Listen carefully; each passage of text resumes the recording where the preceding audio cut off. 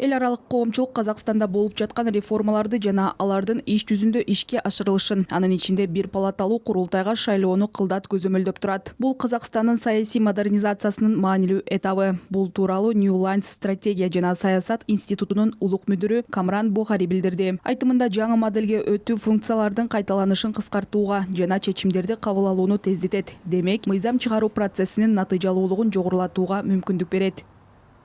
Бир жагынан алганда эл аралык коомчулук үчүн бул туруктуулуктун жана өсүүнүн белгиси. Бир палаталуу парламент шартында жаңы парламенттик шайлоолор позитивдүү кадам. Бирок жолдун аягы эмес экенин белгилегим келет. Бул президент Токаевдин тушунда, айрыкча 2022 жылдан бери жүргүзүлүп жаткан реформалар сериясындагы кезектеги этап. Бул олуттуу өзгөрүү. Менимче, мындай мамиле башкарууну белгилүү бир деңгээлде жөнөкөйлөштүрүүгө мүмкүндүк берет. Эки палаталуу парламентте процесс татаалдашат. Ал эми бир палата болгондо система адатта анча татаал эмес жана натыйжалуу болот.